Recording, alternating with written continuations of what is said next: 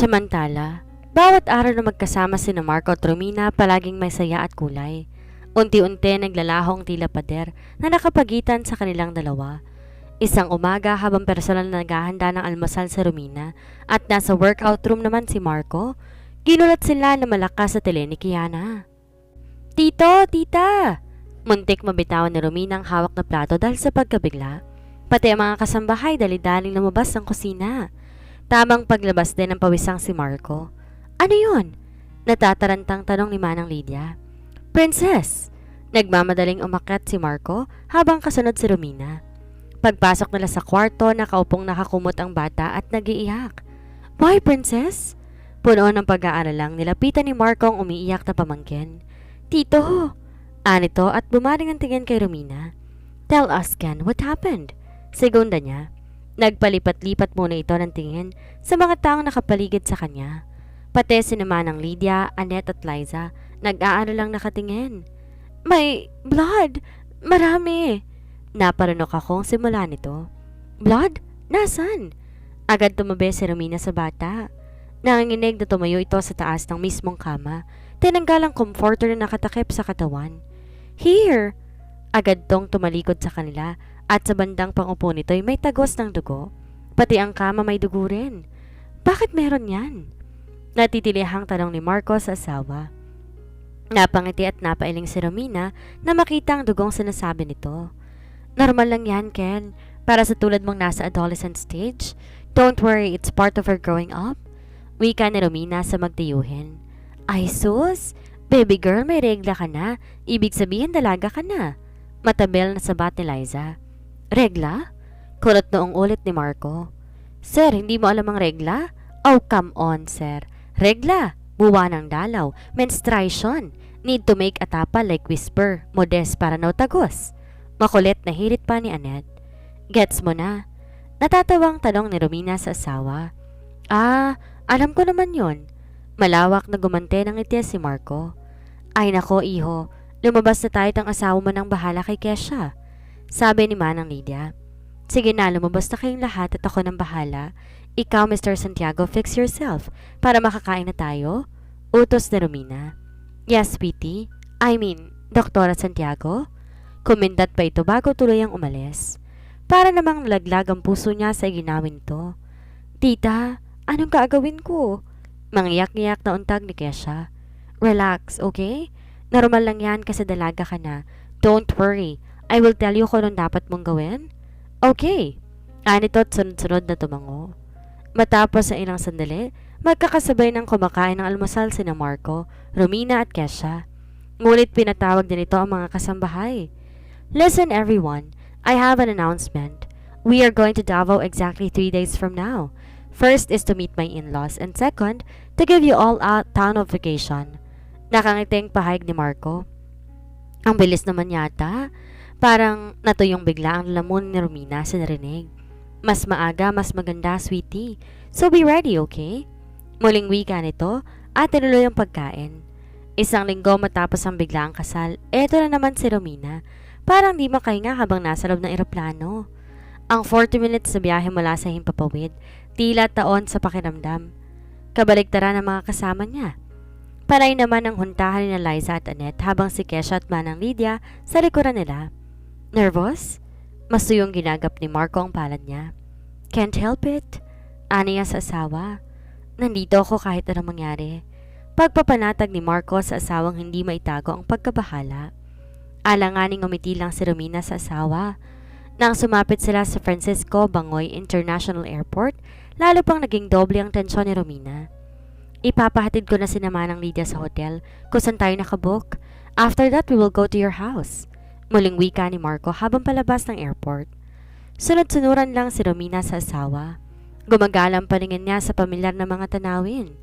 2 buwan at kalahati siyang nawala at ngayon nga, nagbabalik siya sa bayang kinamulatan. 2 sasakyan na naghihintay sa kanila paglabas. Matapos ang mga bili ni Marco, kinaman ng Lydia sumakay na rin sila sa sasakyang nakalaan para sa kanilang mag-asawa.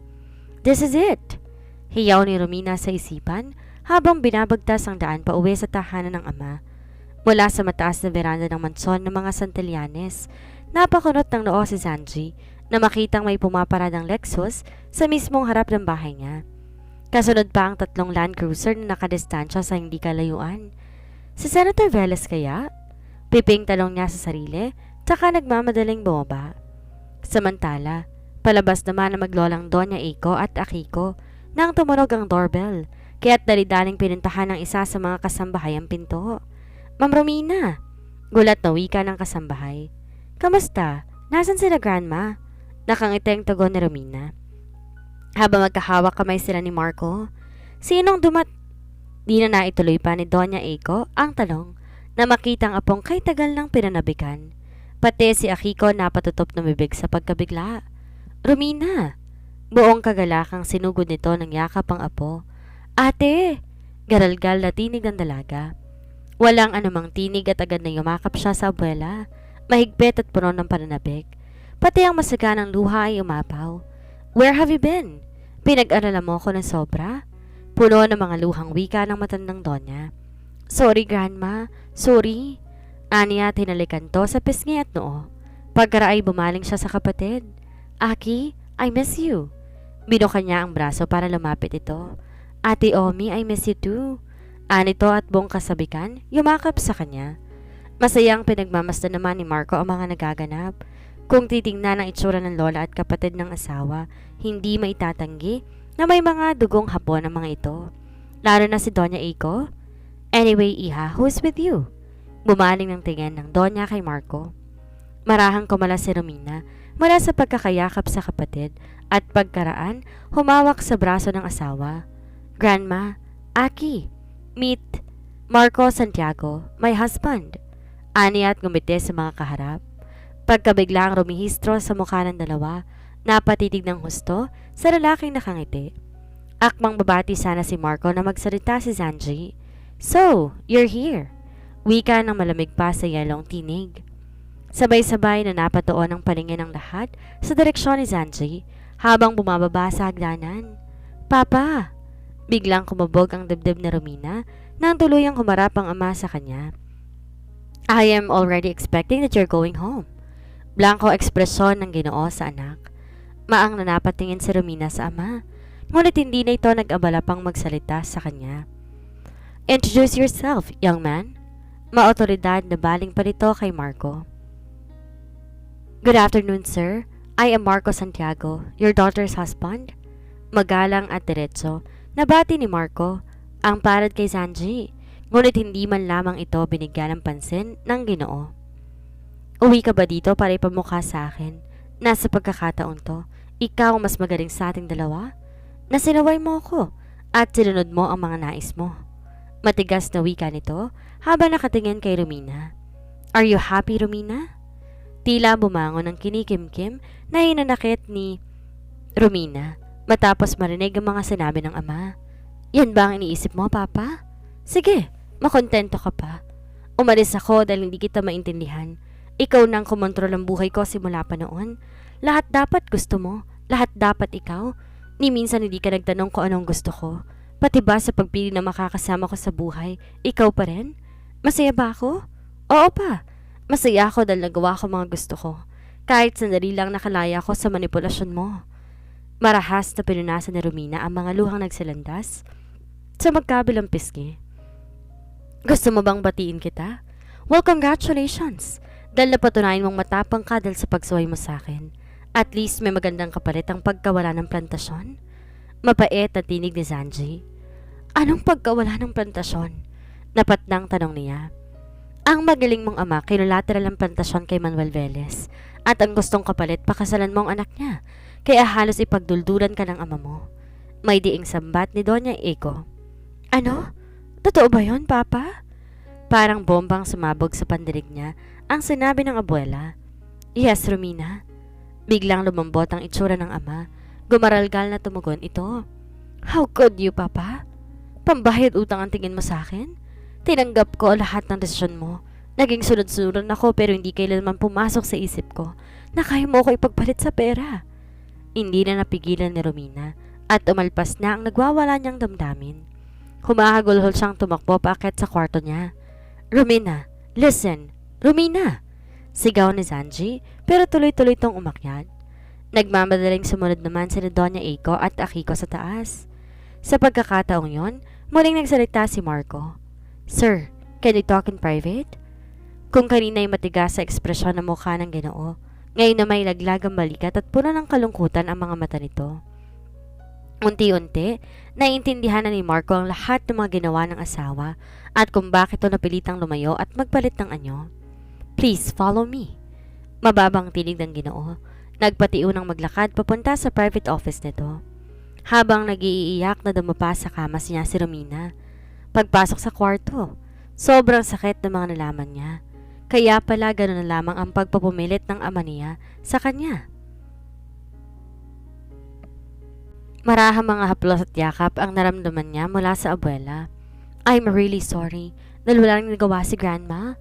All along hinayaan ko ang papa niyong masunod dahil buong akala ko he can be a good father like as your grandpa, but in the end, he cannot make it. Although nakita ko namang naging responsable siya. Pati si Akiko panay ang punas ng luha. Awang-awa sa kapatid dahil nakita niya kung paano naging sunod-sunuran sa ama noon. Kung nandito lang si mommy hindi siya papayag ate, ani Akiko. Lalong napahigpit si Romina matapos ang pagbanggit sa ina nila. Tamang kapatid niya. Tanging ina lang ang tagapagtanggol nila sa ama. Hindi ko kailanman pagsisisihan ang ginawa kong pag-alis. Kahit pa isisi sa akin ni Papa ang pagkawala ng plantasyon. Aniya sa pagitan ng kanyang pagluha. Tama na. Wala na tayong magagawa, ang importante, nandito ka na ulit. Nasasaktan ding wika ng Donya. Habang sa ibaba ng bahay, masinsinan nag-uusap sina Zanji at Marco. Lumipas ang maghapon. Nanatiling nasa kwarto lang si Romina. Pati ang mga mata niya'y mugtong-mugto na, kakaiyak. Nakakailang pilit ng lola at kapatid niyang kumain siya, ngunit tinatanguan lamang niya. Marahang bumukas ang pintuan at di man lang siya nag-abalang lingonin ng pumasok. Nanatili pa rin siyang nakadapa at nakapikit. Naramdaman niya ang mainit na palad na humahawi sa mga buhok niyang nakatabon sa mukha. Sweetie, balak mo bang mag-hunger strike? Ani Marco na bumulong sa kanya. Agad nagmulat ng mga mata si Romina pagkarinig sa asawa at marahang tumihaya. Ang dalawang kamay naman ni Marco nakatukod sa magkabilang panig niya. Walang anumang nanulas na salita mula kay Romina habang nakatitig sa mga mata ng asawa. Unti-unti, bumalong na naman ang mga luha niya at impit na naman ang mga hikwing tanging nagawa niya. Shh! Enough, sweetie. Parang dinudurog ang puso ni Marco sa nakikitang itsura ng asawa. Marahan niya itong binangon at niyakap. Niyakap ng buong init at higpit. Pakiramdam ni Romina na sa bisig ng asawang kapayapaan niya dahil sa maginhawang dulot ng pagkakayakap nito sa kanya ng mga sandaling iyon. I've made a promise that everything was gonna be alright. So please, Doktora Santiago, stop crying. Kasi lalo nang hindi makita ang mga mata mo. Malambing na sinapon nito ang magkabilang pisngi niya. Okay? Ulit nito habang pinupunasan ng mga luha niya. Bahagyang umiti si Romina at tumango. Na magtama ulit ang mga mata nila, hindi na nakapagpigil pa si Marco. Sinakop ng labi ng asawa.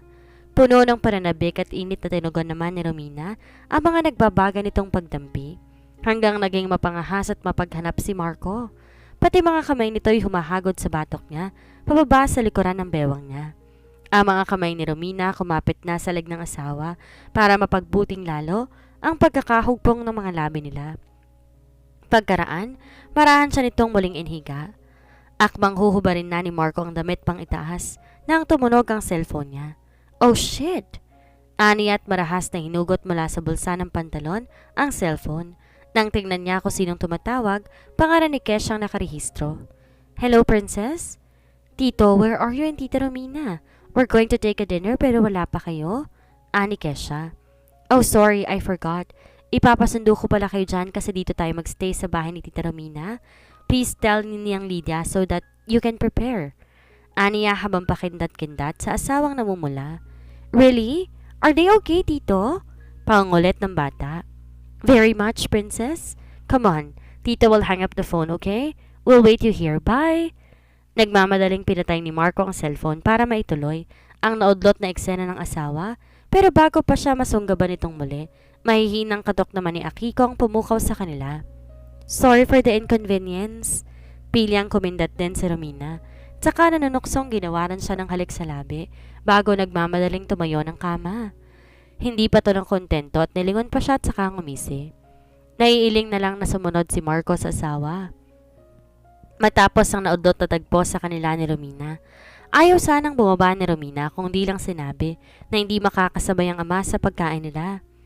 Masayang sinalubong naman ni na Doña Eiko at Akiko, sina Kesha nang dumating. Welcome sa bahay namin. Salamat sa pagpunta. Magiliw na wika ng Donya. Ma'am, thank you po. Ani naman. What did you say? The next time you call me, ma'am, ipapalakad ko agad ang annulment papers ninyo ng apo ko. Biro pa nito sa kaharap. Grandma, I'm sorry. Napakamot sa ulong bawi ni Marco, kasabay na masiglang tawanan. Grabe, Romina, ang gaganda ng mga lahi nyo. Pumapalatak na wika ni Annette habang nakatingin kina Doña Eiko at Akiko. Are you Ate Akiko? Baling ni Kesha kay Akiko. Yes, young lady. Magilo na sagot ng dalaga. You're beautiful, same as Tita Romina, like Japanese doll. Puno ng paghangang wika nito. Thank you. Ikaw din naman maganda. Aniya tinalikan to sa pisngi. O siya, tayo nang kumain. Ani Doña Eiko. Kahit nagdaramdam pilit sumabay si Romina sa pagkain. Nang matapos naman ay kanya-kanya na silang pahinga. Sila man ang Lydia, Annette at Liza na pa siyang magsama na lang sa isang kwarto. Habang si Akiko naman ninais na makasama, sa sunod niya si Kesha. Halata ang pagkagiliw ng dalawa sa isa't isa. At syempre pa, si Marco naman sa kwarto ni Romina. Sweetie, ngayon ko lang napansin napaka-authentic ng room mo. Cherry blossom ang nakapaint. Anito, habang humahang nalibot ang mga mata sa kabuuan ng silid. Talaga namang kahanga-hanga ang pagkakagawa ng design dahil puting-puti ang pinaka-base ng pintura. Pagkatapos sa magandang punot sanga ng pinkish sa cherry blossom ang nakalagay. Buhay na buhay ang kabuuan ng silid. I love cherry blossom trees. Aniya habang pagod na humiga sa kama. Oh, I see Japanese blood nga pala kayo and this is famous in Japan. Nakangiting tumabi din si Marco sa asawa. Bakit hindi ka pa nagpa-freshen up? Pag-iiba niya ng usapan. Nakangiting tumabi ito. Napapansing hindi pa ito nagpapalit ng damit. May pag-uusapan pa kasi kami ng papa mo. Iniintay ko lang dumating siya. Anyway, mauna ka nang matulog. Lalabas muna ako, baka ano pa ulit ang magawa natin. Good night. Pilyong umiti si Marco, tsaka ginawa na ng halik siya nito sa noo. Biglang namula naman si Romina sa sinabi ng asawa, kaya di na siya nag-usisa pa sa usapan ng dalawa. Good night then. Aniya at saka humiga ng maayos. Nang tuluyan ang lumabas si Marco, saka pinagbasdan din Romina ang silid. Miss na miss niya nang matulog sa kwarto niya na nagbibigay ng kakaibang aura sa kanya. Hindi niya na idedetalye sa asawa ang kwento sa cherry blossom na nakapinta sa buong silid niya. Hanggang nakatulugan ni Romina ang pag-iisip.